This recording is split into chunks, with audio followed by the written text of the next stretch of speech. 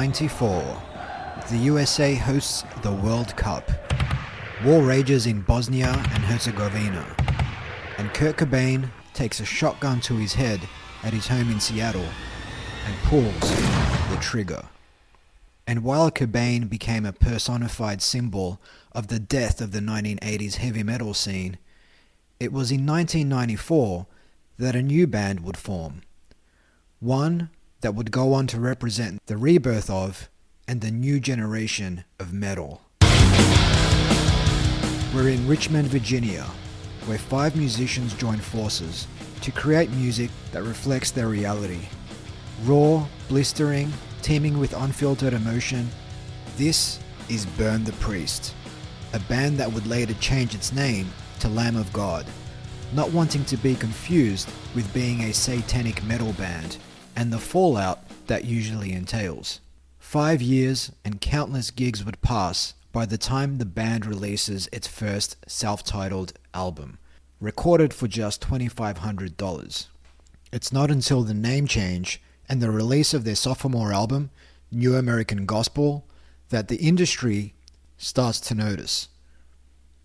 Revolver magazine features it in their list of one of the 69 greatest heavy metal albums of all time, describing it as harking back to the days when Slayer ruled the kingdom of metal with speedy riffs and nihilism, ultimately describing Lamb of God as ferocious, a sentiment that would be shared by their soon-to-be loyal army of fans. On the back of this success, Lamb of God recruits metal wonderkind Devin Townsend to produce their third album, As the Palaces Burn. The album marks the band's first taste of chart success, debuting at number 64 on the US Billboard 200.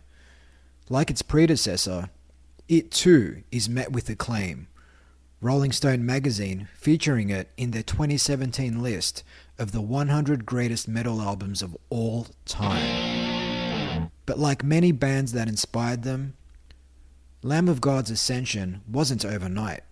It took years of writing and performing to get to their breakout success. And their relentless efforts bear fruit in 2004 with the release of Ashes of the Wake. The album is a commercial success, hitting number 27 in the US, where it would go on to be certified gold. No easy feat for a band of Lamb of God's ferocity. The album announces Lamb of God's arrival as one of the few new flag bearers for a new generation of metalheads. Not content to enjoy their success and fall back to complacency, the band follows up Ashes with Sacrament, which features what is widely considered to be one of the band's best songs, Redneck. As vocalist Randy Blythe puts it, generally, it's not about any one person in particular. It's about people in the music industry whose egos become needlessly inflated and they show it. It's a general song. It's applicable to anyone in their life. If a fan thinks, oh, well, this guy is a prick, go ahead and take it and make it yours. Redneck would become the band's first of 5 eventual Grammy nominations for Best Metal Performance, an award that would continue to elude them to this very day. But the album breaks the band globally, hitting the top 10 in the US, number 25 in Australia, and number 5 on the UK's rock and metal chart, where it would be certified silver. And in 2009, Lamb of God would punctuate their claim to the throne as the biggest metal band in the world with their most commercially successful and uncompromising album to that point, with Wrath. Never once to rest on their laurels, drummer Chris Adler tells the press, "This album is going to surprise a lot of people. Typically, bands that get to where we are in our career begin to slack off, smell the roses, and regurgitate. We chose a different path. No one wants to hear another band member hyping a new record. Wrath needs no hype. We have topped ourselves, and on February 24, you will feel it." Guitarist Mark Morden adds, "We usually try to do something fresh every time. This one, I think, is deliberately a little more raw and more aggressive than Sacrament was. Sacrament was a really dynamic record on every level. and the songs were all over the place. It was also heavily produced. This one's really raw and real, sounding from every angle, and we're celebrating imperfections on this record. We're choosing what takes stay on the record based more on their character and personality than how completely mechanically precise they are. The album lands Lamb of God at number 2 on the US chart, top 10 in Australia, number 1 in Canada, and number 25 in the UK. It hits the mainstream top 100 in numerous other countries, from Finland and Germany to Japan and Switzerland. The track Set to Fail is nominated for a Grammy, but lucks out too, a live version of Judas Priest's 1977 song Dissident Aggressor, raising grave doubts about the quality of the Grammys selection process. The album's whirlwind success prompts a world tour that sees them bring their explosive energy to stages across continents, visiting many countries for the first time. On the itinerary is Prague in the Czech Republic, where one Wolfgang Amadeus Mozart lived, another musical force of nature, albeit predating Lamb of God by 250 years. It's May 24, 2010, and the band is scheduled to perform at Club Abaton. The air is filled with a palpable sense of anticipation in this former communist city, one that had been effectively ruled by the Soviet Union for several decades. As the lights go dim and the opening track for The Passing plays over the crowd, the pit comes alive. The band launches into blistering renditions of In Your Words, Set to Fail, and Walk With Me in Hell.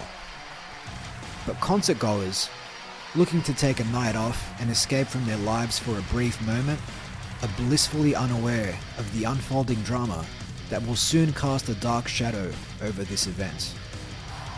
As Blythe remembers years later, I remember it being a particularly difficult trip to stage left. There were piles of cables and guitars and pieces of drum hardware in my way. I could see why our crew had been so grouchy looking earlier in the day. The stage was tiny, and getting all that stuff up there and working had to have been quite a chore. It was extremely cramped, and as I heard our intro track begin to roll, Mark's guitar tech, Drew, told me, "Be careful, it's a small stage and it's really tight." I handed Drew my glasses for safekeeping. Chris counted in the first song, Mark walked on stage, and I followed shortly, just as I have on countless other nights. there are a lot of people on stage, people who don't belong on stage. The lack of security near the stage is evident, a serious concern just 6 years after the onstage murder of Pantera's Dimebag Darrell. There's no barricade, something that Lamb of God's concert contracts stipulate as a precondition. Blythe rests his foot on the stage monitors, and fans, already leaning on the stage, punch his feet. People start jumping onto the already crowded stage, bumping into members of the band, and launching themselves into the crowd. Blythe, who can't see well without his glasses and the glare of the stage lights in his eyes, begins to become annoyed. One 19-year-old blonde-haired fan repeatedly jumps on stage and tries putting his hands around Blythe as he tries to sing. Blythe points at him and shakes his head disapprovingly, but the fan keeps coming back up onto the stage. Having felt he extended every courtesy, and at breaking point, Blythe reaches his left arm around the fan, slaps his hip behind, and takes the fan to the ground, before wrapping a leg around him in a wrestling hold and grabbing the fan by the throat, all the while singing with the mic in his right hand and screaming at the fan in between singing, "No, no more, you asshole." The young fan doesn't get the memo, smiles, and raises his horns in Blythe's face. But the fan soon realizes that this is no joke, as Blythe continues to hold him down, causing the fan to grow concerned and panicked. Eventually, once the young fan looks truly shaken up, Blythe lets him go, figuring he's learned his lesson. The band continues on with its set, but fans continue to climb up onto the stage before diving into the crowd. As Blythe puts it today, I remember someone I believe to be my friend who I had just so sternly warned against coming on stage, a young male with blonde hair flying off the stage in front of me, disappearing into the crowd, then getting up holding their head like it hurt. in no way 100% certain that I pushed this person from the stage, and that it would have been from about the middle of the stage.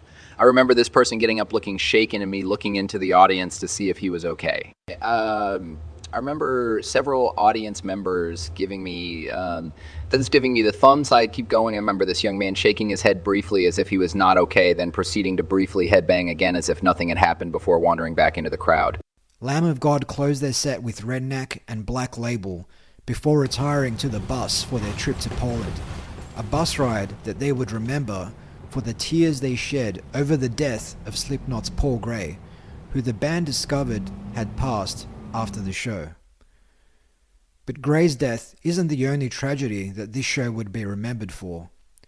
2 years later, the band would return to the Czech Republic to support their new album, Resolution, another commercial success, reaching number 3 in the US and Australia and top 20 in the UK. It's June 27, 2012, and the band is fresh from its performance at the iconic Gods of Metal Festival in Milan, Italy. A festival headlined by Manowar, Guns N' Roses, Motley Crue, and Black Sabbath. The band flies into Prague's Ruzyně airport. They disembark and head into the airport and quickly find themselves rushed and surrounded by police. Police armed with machine guns. They're told to put their hands in the air and get onto the ground. The police identify Blythe, and he is put in handcuffs and whisked away. He quickly learns the identity of the fan who appeared to have hurt themselves stage diving into the crowd 2 years prior, Daniel Nosek. Nosek had sustained internal injuries from his fall to the ground. He later fell into a coma and died. Randy Blythe was arrested, accused with the manslaughter of Daniel Nosek, and was taken to Pankráč prison. It's here where Blythe would sit, alone with his thoughts, contemplating whether his freedom would be taken away from him. Blythe learns that he's facing between 5 and 10 years in prison. The news reverberates around the globe, sending shockwaves through the metal community.